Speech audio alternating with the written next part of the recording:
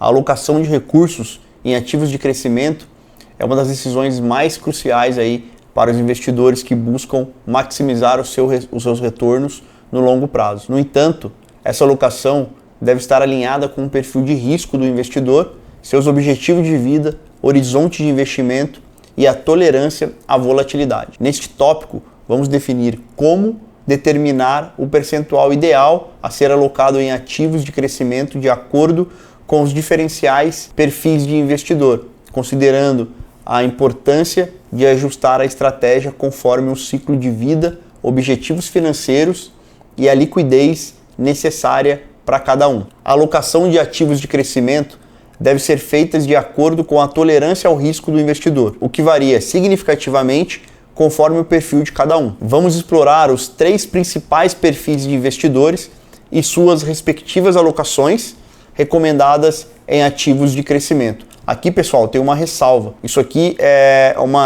a gente vai generalizar ou trazer aqui considerando 3 perfis, mas o que vai mudar e o que a gente respeita, obviamente, é a individualidade de cada um. Então, o que falta aqui dentro desses 3 perfis, que a gente vai aprofundar agora, é a individualidade e o momento de vida de cada um de vocês. Então, por isso, é algo mais personalizado, porque cada indivíduo é único e vai mudar de cada um, mas aqui a gente já tem uma base. O primeiro perfil, pessoal, que a gente vai apresentar aqui é o perfil conservador. Então, as características desse perfil é a tolerância a risco baixa, o horizonte de investimento de curto prazo e a alocação sugerida, pessoal, em ativos de crescimento, a gente está falando aí de 0 a 5% no máximo, obviamente, né, como eu comentei, respeitando a individualidade e o momento e a aptidão de cada um. O investidor conservador busca preservar o seu capital, portanto, tem baixa tolerância ao risco. Esse perfil de investidor tende a priorizar ativos de baixo risco, como renda fixa, fundos de renda fixa ou títulos, por exemplo, títulos públicos. Em termos de ativos de crescimento, a alocação deve ser mínima, já que os ativos de crescimento são, por natureza, mais voláteis, né? A gente vê mais o sobe e desce ali, que é a volatilidade dos ativos, e podem gerar perdas significativas no curto prazo. Vamos a um exemplo prático aqui. O investidor conservador que está economizando para uma compra de um imóvel, por exemplo, nos próximos 2 a 3 anos, não deve alocar uma parte significativa de seu portfólio em ativos de crescimento. Nesse caso, ele deve priorizar os investimentos em ativos que ofereçam segurança e previsibilidade, como LCAs, LCIs, títulos do tesouro direto ou até renda fixa aí, títulos bancários, por exemplo. Por quê?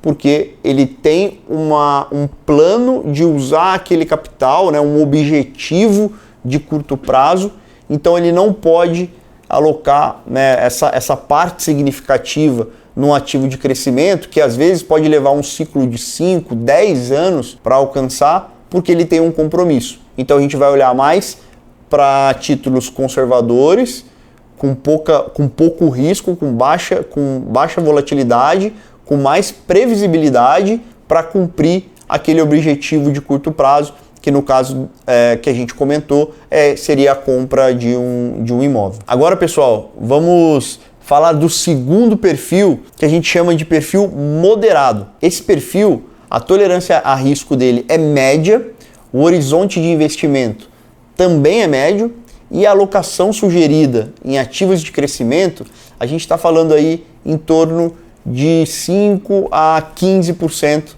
do portfólio. O investidor moderado está disposto a assumir riscos mais elevados do que o conservador, obviamente, mas ainda se preocupa com a preservação de capital. O seu horizonte de investimento é de médio prazo. Geralmente a gente está falando aí de 3 a 5 anos, e esse tipo de investidor pode alocar, como eu comentei, esse percentual aí de 5 a 15% do capital do seu portfólio em ativos de crescimento, como ações de empresas bem estabelecidas ou fundos imobiliários, por exemplo. Trazendo aqui, pessoal, um exemplo prático para vocês, né? Um investidor que deseja acumular um montante para a sua aposentadoria, mas ainda tem sei lá, uma década ou mais até para atingir a idade da aposentadoria, pode optar por alocar uma parte da sua carteira em ações de empresas com um histórico de crescimento, né, ou um potencial de crescimento,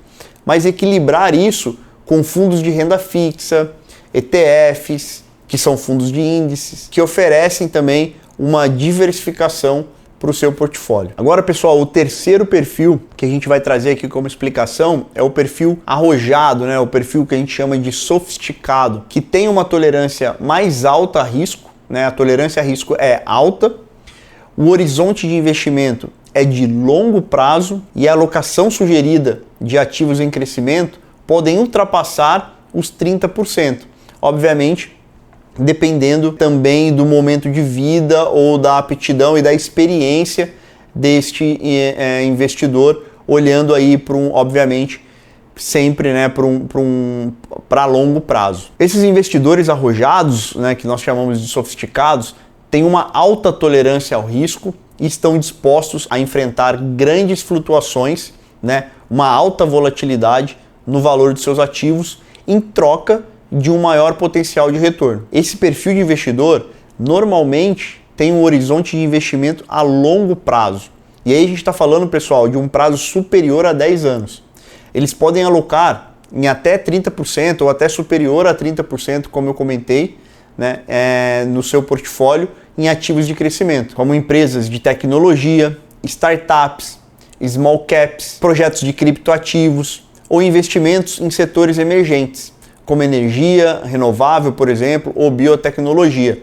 Ou seja, eles podem investir em projetos e empresas que já é conhecido que, de modo geral, precisam de um pouco mais de tempo, precisam do longo prazo para você conseguir colher frutos. Vamos imaginar um jovem investidor que tem décadas aí até a aposentadoria e busca maximizar o retorno do seu portfólio. Ele pode se beneficiar, então, de uma alocação maior em ativo de crescimento, porque ele está fazendo um acúmulo, né, de patrimônio.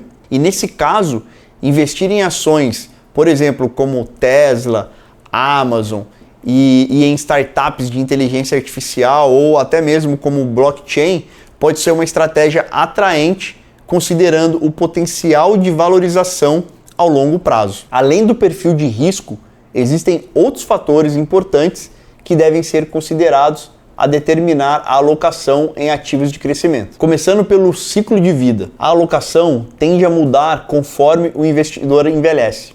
Investidores mais jovens geralmente têm mais tempo para se recuperar de eventuais quedas no mercado, o que permite uma maior exposição a ativos de crescimento. Por outro lado, investidores mais velhos, especialmente aqueles que estão próximos à sua aposentadoria, por exemplo, podem preferir por uma alocação maior em ativos mais seguros e com menor volatilidade. O segundo ponto seria os objetivos específicos. Os objetivos do investidor também influenciam diretamente na alocação. Se o objetivo for a compra de um imóvel em 3 anos, a estratégia será mais conservadora. Se o objetivo for a independência financeira ou a acumulação de patrimônio para aposentadoria, por exemplo, a alocação será mais voltada para o longo prazo e pode incluir uma maior porcentagem em ativos de crescimento. Um outro fator é a liquidez necessária. Os ativos de crescimento tendem a ter menor liquidez, ou seja, podem ser mais difíceis de vender rapidamente em momentos de necessidade. Portanto, investidores que dependem da liquidez imediata, como aqueles próximos à aposentadoria ou com necessidades financeiras mais urgentes, devem considerar manter uma maior parte do seu patrimônio em ativos mais líquidos, né, com mais liquidez, como fundos de renda fixa com liquidez diária ou liquidez mais curta, ou ações de empresas também com maior liquidez. Calculadoras de perfil de investidor ou ferramentas como oferecidas pelo BTG Pactual podem ajudar aos investidores a determinar o seu perfil de risco de forma prática e assertiva, permitindo ajustes nas suas alocações de acordo com as suas preferências e objetivos pessoais. Pessoal, a gente vai deixar aqui também o site para que vocês possam acessar e ter o benefício de ter o acesso a essas calculadoras, essas simulações e todos os conteúdos ali, tanto do próprio BTG Pactual, como do time da Mosaico Investimentos também. Também vocês podem usufruir, por exemplo, de simuladores de carteira, né? No site da B3 vocês encontram outras plataformas, né? Ou em outras plataformas, simuladores de carteiras, que vocês conseguem visualizar, né? E fazer um comparativo desses diferentes perfis e avaliar todos os aspectos, como volatilidade, risco. Vocês podem fazer o comparativo, aí existem ferramentas no mercado, a gente vai deixar aqui também marcado para vocês essas ferramentas para que vocês possam acessar e também usufruir aí quando vocês forem considerar fazer as suas alocações e os rebalanceamentos aí das suas carteiras, tá? Pessoal, eu trouxe aqui agora exemplos de alocação prática. A ideia aqui é para ilustrar, né, para vocês. A gente vai considerar 3 investidores fictícios, obviamente, com diferentes perfis e objetivos. Então eu vou colocar aqui para vocês a tabela com os 3 perfis e vou comentar aqui os 3 casos aqui para ilustrar para vocês o que a gente falou um pouco antes aí no começo da aula. O primeiro aqui, pessoal, é o investidor A, né, que é o investidor que a gente chamou aí de conservador, o investidor de 50 anos, que deseja garantir a sua aposentadoria nos próximos 15 anos. A sua alocação seria mais conservadora.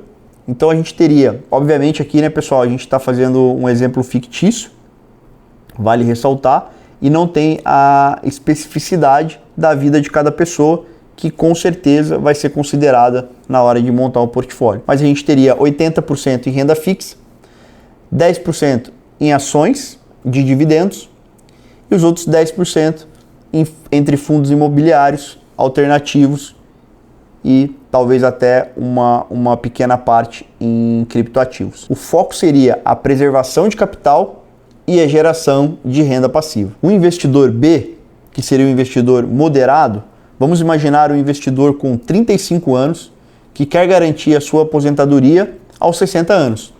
A sua alocação seria mais equilibrada. Então aqui a gente vai imaginar com aproximadamente 70% em renda fixa, 20% em ações de crescimento e 10% em fundos imobiliários, ETFs e alternativos como, por exemplo, criptoativos. O objetivo é ter crescimento, mas com uma maior segurança e menor volatilidade. Agora, pessoal, o terceiro perfil, vamos imaginar então, né, o investidor C, que é o arrojado, né, o investidor sofisticado. Então vamos imaginar o investidor mais jovem, né, que está focado em maximizar o retorno ao longo dos próximos 30 anos, ou seja, é um investidor que tem mais tempo, né, que está olhando para o longo prazo. Então ele optaria por uma alocação mais arrojada. Então a gente estaria falando aí em até 50% em renda variável, né, bem arrojado, onde 40% a gente estaria fazendo em alocações de ações de crescimento, 10% em small caps, né, startups, empresas menores, ou uma participação também em criptoativos, e os outros 50% também trazendo um equilíbrio para a carteira, diversificando em renda fixa e na liquidez necessária que ele precise para um caso de emergência ou até mesmo outras oportunidades de mercado. Esse perfil ele busca retornos mais elevados a longo prazo,